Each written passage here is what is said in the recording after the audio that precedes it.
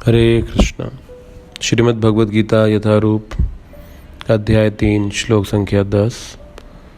स यज्ञा प्रजा सृष्ट्वा पुरुवाच प्रजापति अन्नेन प्रश्विष्यध्वम् ईशवोऽस्त्व इष्टकामदुक्।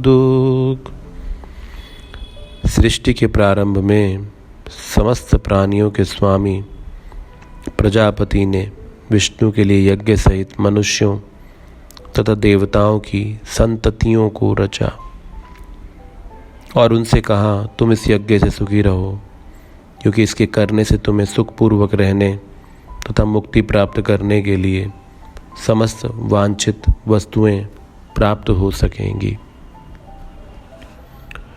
तो अगर कोई व्यक्ति ये कहे, जैसा कि पिछले श्लोक में कहा गया कि हर कर्म यज्ञ समान हो, हर कर्म भगवान की प्रसन्नता के लिए हो, अन्यथा कर्म बंधन के समान हो जाएगा।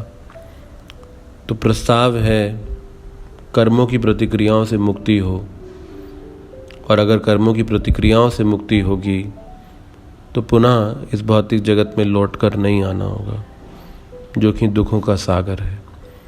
इस संसार में होना ही हमारे दुखों का मूल कारण है। ये जगत बनाया गया दुख देने के लिए, तो अगर दुख देने के स्थान पर आ जाएंगे तो सुख कैसे पाएंगे? कोई जेल में जाके सुख की अपेक्षा करता है? तो इसीलिए अगर भगवान ने पिछले श्लोक में कह दिया कि यज्ञ के समान कर्म करो, लेकिन अगर कोई ये कहे कि भगवान यज्ञ के समान कर्म मुझसे नहीं हो पाते, मैं ऐसी स्थिति में नहीं, ऐसी अवस्था में नहीं, मुझ में ऐसी श्रद्धा विश्वास नहीं, ऐसी शुद्धता नहीं, ऐसा समर्पण नहीं कि यज्ञ के समान कर्म कर डालूं, तो क्या करूं मैं? तो भगवान कहते हैं यज्ञ का महत्व क्यों जो है यज्ञों को बनाया गया था, किस कारण से यज्ञों का निर्माण किया गया। तो यहाँ कहा जा रहा है कि यज्ञ आरंभ किए गए सह यज्ञ प्रजा। तो यज्ञ के साथ जो है प्रजा का निर्माण किया गया, क्योंकि मानव जीवन पशु जीवन से भिन्न है। पशु जीवन कर्म के नियमों से परे है, लेकिन मानव जीवन में कर्मों का कानून लागू होता है।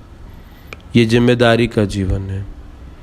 इस जिम्मेदारी के जीवन में मानव से अपेक्षा की जाती है कि वो सद आचरण करे, वो मानव जीवन के अनुरूप अपने कर्मों को करे और ऐसे कर्म करे जो मानव जीवन के लिए बने हैं, मानव जीवन में उसे मुक्ति दिलाने वाले कर्म करे।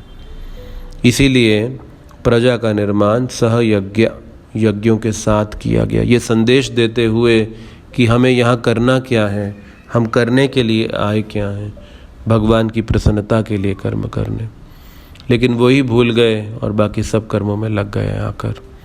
तो इसीलिए जब कोई भी कर्म यज्ञ के ईश्वर को अर्पित किया जाए तो वो यज्ञ बन जाता है।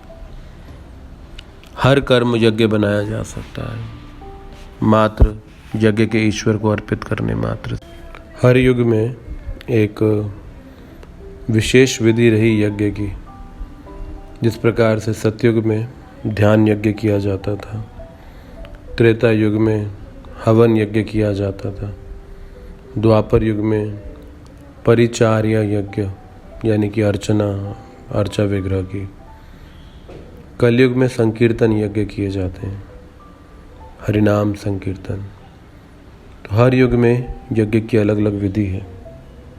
सतयुग में भगवान को प्राप्त करने का तरीका ध्यान था, तो ये ध्यान भी यज्ञ ही कहलाएगा। त्रेता युग में अग्नि हवन यज्ञ होने लगे, द्वापर में अर्चना परिचार्य होने लगा, और कलयुग में कलो तद हरि कीर्तनात्, भगवान के पवित्र नामों का जप। तो हम जिस युग में हैं, हमें उस युग की विधि को अपनाना होगा भगवान के साथ अपने संबंध को स्थापित करने के लिए। उस युग के यज्ञ को अपनाना होगा। तो जो कलयुग का यज्ञ है वो हरिनाम संकीर्तन है। इसीलिए हरे कृष्ण कृष्ण कृष्ण हरे हरे, हरे राम राम राम हरे हरे। ये जो हरे कृष्ण महामंत्र है, ये नाम जप, ये जप यज्ञो अस्मि भगवान कृष्ण कहते हैं, ये भी मैं ही हूँ। तो इस प्रकार से अन्य युगों में अलग विधियाँ थी, लेकिन कलयुग में संकीर्तन विधि। और जब हम इस संकीर्तन विधि को अपनाएंगे, और पूर्ववर्ती आचार्यों ने भी उस युगों के अनुसार उन विधियों को अपनाया। पुरोवाचा प्रजापति, तो पूर्व युगों के अंदर इस प्रकार से भगवान कृष्ण जो हैं इस परिभाषा को एक अलग स्तर पर ले जा रहे हैं इस श्लोक के माध्यम से। हरे कृष्ण।